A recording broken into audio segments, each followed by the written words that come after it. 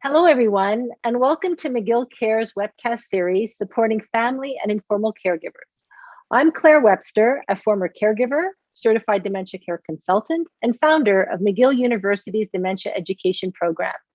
I work with a dynamic team of leading healthcare professionals to oversee this program, who include Dr. José Morais from the Division of Geriatric Medicine and Dr. Serge Gauthier, Professor Emeritus, formerly of the McGill University Research Center for Studies in Aging. These webcasts are made possible thanks to the generosity of donors, and today's webcast is made possible thanks to the Zeller Family Foundation. Today, I am with my colleague, Dr. José Morais, in order to introduce a new exercise program he and his team have developed. Dr. Morais is the Director of Geriatric Medicine at the McGill Faculty of Medicine and Health Sciences, the McGill University Health Center, and the Jewish General Hospital. And of course, he is my colleague as the academic lead of the Dementia Education Program. Today, we are going to be introducing the SAFE program. SAFE stands for Senior Adult Fitness Exercises. The SAFE program is designed to improve the overall health of seniors by maintaining their mobility and independence. It is a series of exercise videos to help older adults improve their strength, balance, flexibility, and endurance, as well as assist in the prevention of falls and boost their confidence to keep moving. Dr. Morais, welcome to McGill Cares. Good morning, everyone. I'm very pleased to be here. So before we begin talking about your program, I think it would be really important if you share with us a little bit about, the senior adult fitness programs, and perhaps you can tell us, how does our mobility change with age?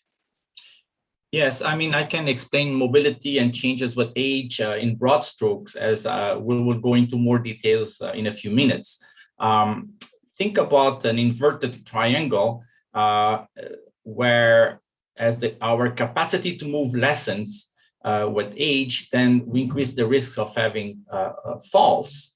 And this is because our walking speed and balance decreases, and it will affect a person's gait or the way we walk because it becomes less stable and more irregular, so it increases the risks of falls. So people often think osteoarthritis and osteoporosis are the same thing. Can you explain the difference between them and what happens to our muscles as we age? I can try. They are two different clinical entities. If I give you a comparison, let's think about a freshly baked loaf of bread. It is soft and chewy, but if you leave it in the counter, it will become hard and brittle. And this is what's happened to our bones, and this is what we call osteoporosis. And most people understand as a loss of bone density, Whereas osteoarthritis, if I keep talking about the same bread analogy, the bread comes from the store in a plastic bag that protects the bread, right? Our bones at the level of the joints do have a lining that we call cartilage. And this is represented as the plastic bag of the bread. And as this cartilage, this lining gets destroyed due to a condition called osteoarthritis, then the bone become exposed to each other. There is no more this protection layer that we call the cartilage. And then when the bones rub, then it causes pain and swelling sometimes, and the bone become crooked. And obviously, when one puts weight on the bone, such as in the lower extremities, the legs, the knees become painful, and the walking becomes more difficult. So these are the two comparisons we can make between osteoporosis and osteoarthritis using bread as an analogy. So your program really is focusing on strength training. But could you explain, what would be the difference between, keeping ourselves really solely in shape by cardio. Like, for example, some people will say, well, I exercise, I walk every day, I play golf, I play tennis, versus incorporating some strength training into our routine. Yes, I mean, we need both cardio as well as strength exercises because each of them have their own different purpose, cardio exercise strengthens our heart and lungs that help us to have endurance and keep on. Whereas strength-specific exercise, especially for the core strength of our muscles of the core of the body, we need that power to maintain the ease of the movement. If there is weaknesses, the movement will become more difficult. So we need to incorporate together with endurance and cardio exercise, some resistive type of exercise, which is stretching and doing exercise against resistance so that we develop contraction of the muscles and we develop the muscles themselves. And the more you do of this type of exercise, the more stronger you get. And when walking, which is a basic and fundamental, the most fundamental aspect of our activity, we need to displace, we need to move. So walking, in fact, combines both endurance and some degree of strength exercise.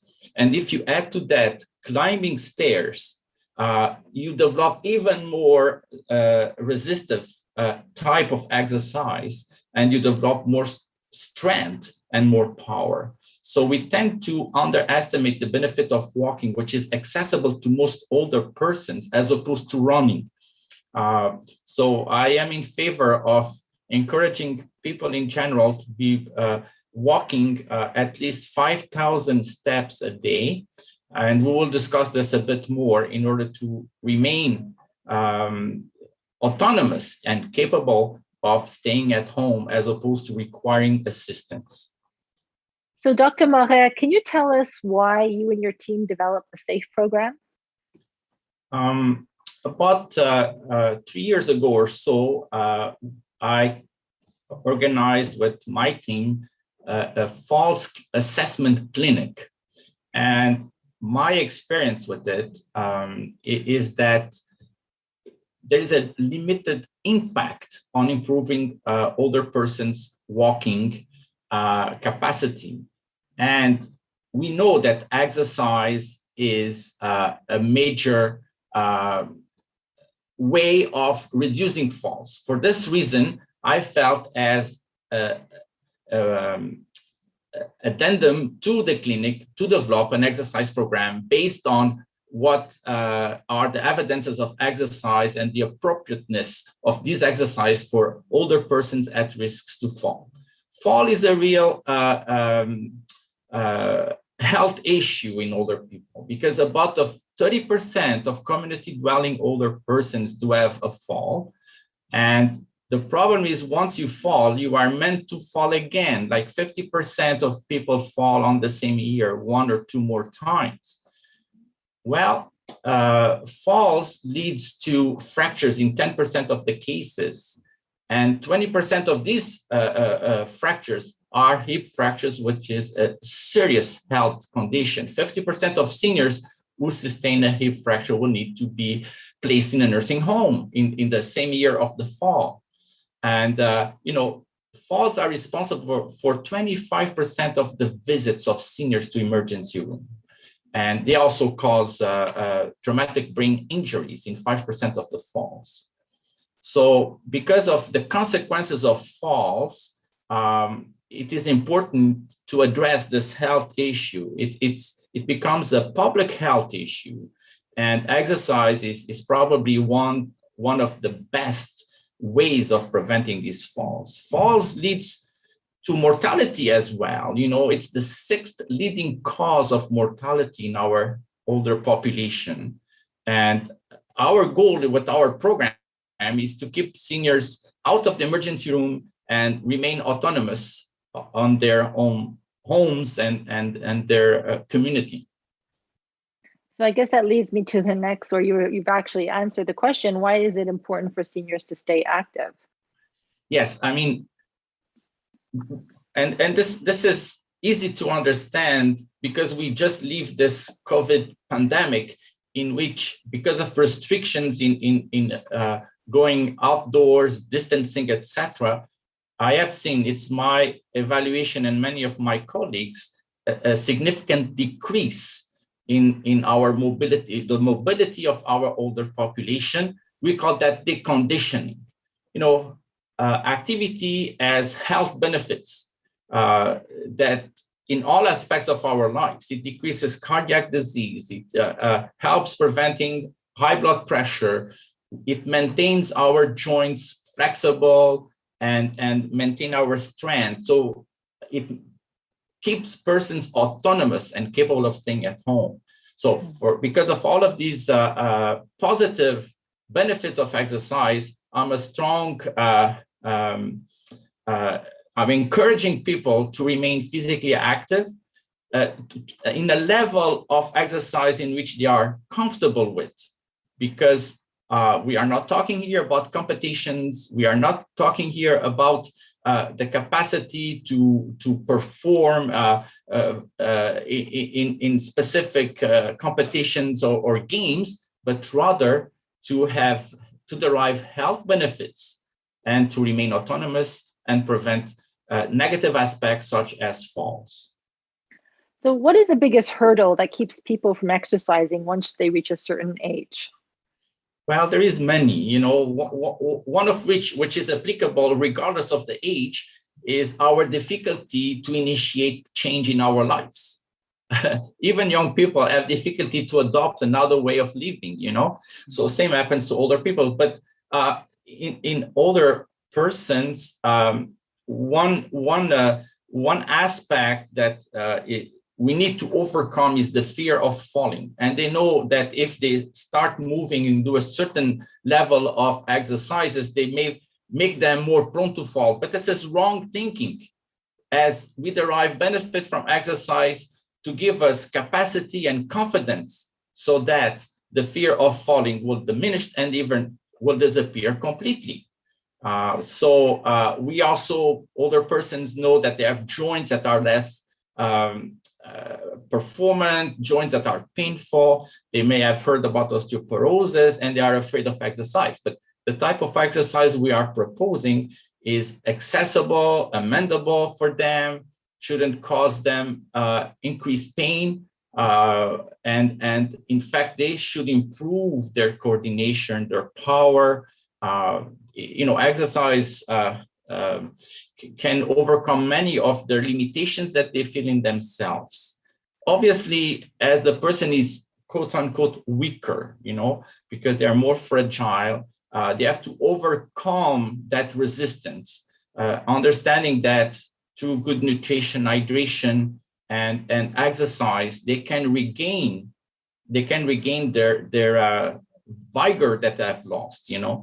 There is also the fact that isolation and some life events, such as death of a loved one or friends, has an impact in our motivation to do exercise. And this is more frequent in old age. We have to be sensitive to these aspects and encourage the person to initiate exercises.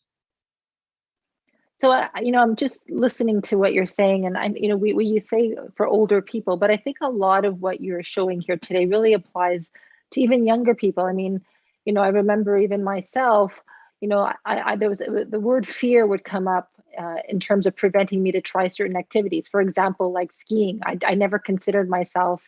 I wasn't coordinated enough. What prevented me from learning how to ski was that constant fear of falling, breaking a hip, breaking a leg, right? Fear really prevented me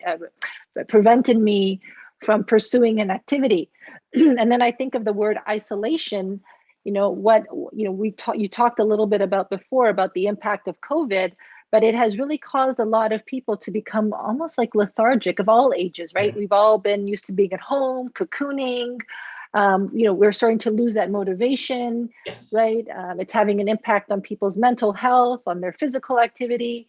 So I think these hurdles that you're talking about, for those people watching our webcast, it's not only towards older people. I think it's towards everyone in general. Am I correct?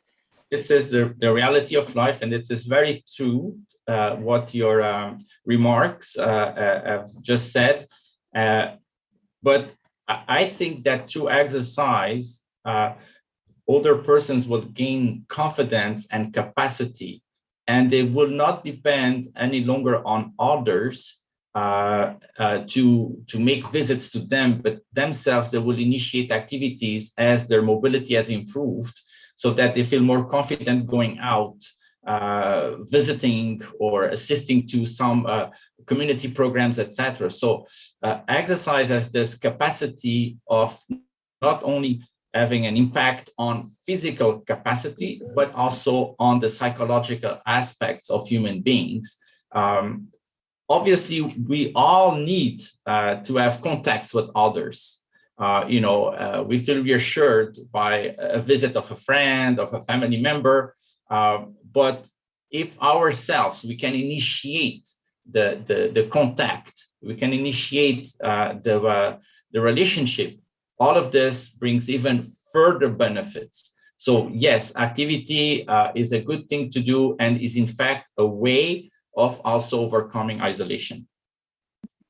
So how can a senior know whether the safe exercises are suitable for them? This exercise program was designed based on scientific literature, based on our own experience with exercise in older adults, because at the MUHC, we have a Geriatric Day Hospital, which is a day rehabilitation program. And many of the exercises was taken from our own experience with the Geriatric Day Hospital. We just make it more accessible to a large audience by using the web. And these are gentle exercises that have 4 degrees of, I would say, difficulty, levels of difficulty. And within every level, there are 5 videos to watch and to do what they see. And it is grouped within every level, within warm-up exercises, strength exercises, balance, flexibility, and endurance. Each of these type of exercises helps to contribute to increase a safe walking that is confident and performant. Each of them addresses some aspects of the mobility of the movement, so that if we follow them several times a week at your own pace, because you have some control over the exercise to move to the next level or to move to the next type of exercise, going from strength to balance. You do it at your own speed. You can pause. You can repeat as many times you want. And when you start feeling it's too easy for you, then you move to the next level of difficulty. So this is the program we are proposing. Yeah. Is there any special equipment that people will need to perform these exercises? Good question. In fact, it's based on the minimum need for furniture or for equipment, because you only need a chair to sit from time to time, as well as a side table to stand or a counter. So you can do it in your kitchen, you can do it on your living room, you can do it on your backyard if you want. So there is no specific equipment, but things that it's commonly used in our homes. So I understand that you have a video to show us that demonstrates what the program looks like.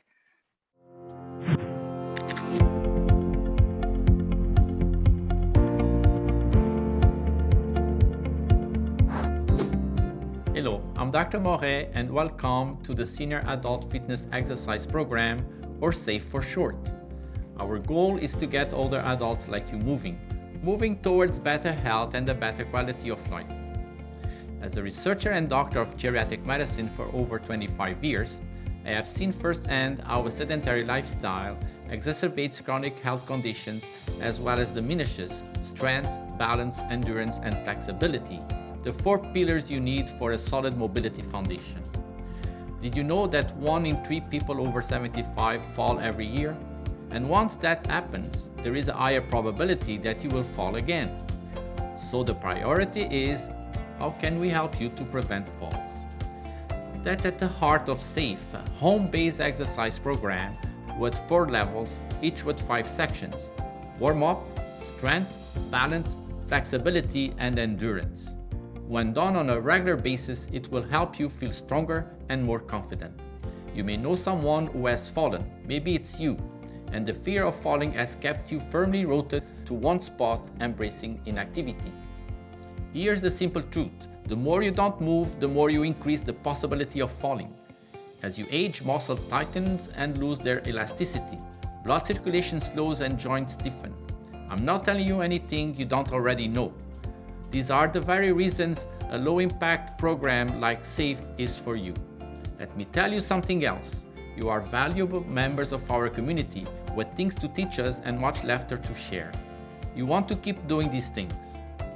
The goal at any age is to live as full a life as possible, free from avoidable pain and free from a mindset that lets fear win. SAFE is an easy-to-use program tailor-made just for you. So let me say it again, seniors. It's time to get a move on.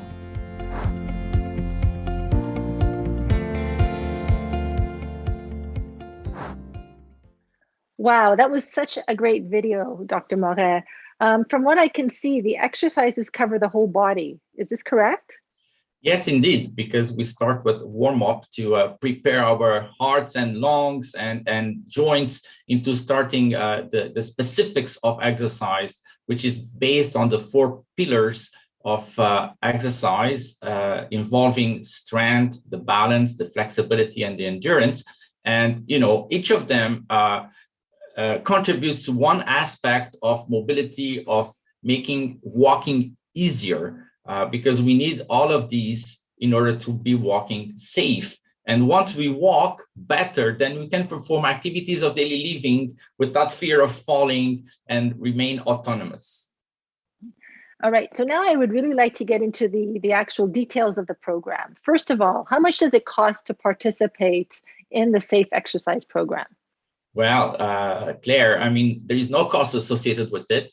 We benefited from a donation of the MGH Foundation to develop this program. Is tailored for older persons. It's a colorful website with bigger font, so it's easy to look at. There is clear sections of this program that I can display to you, because we have specific exercise recommendations. There's a section on questions that people might have, and they can look for proposed answers to their questions. There is also a resource available for conditions such as sleep, for different vaccinations that it's recommended for older persons, as an example.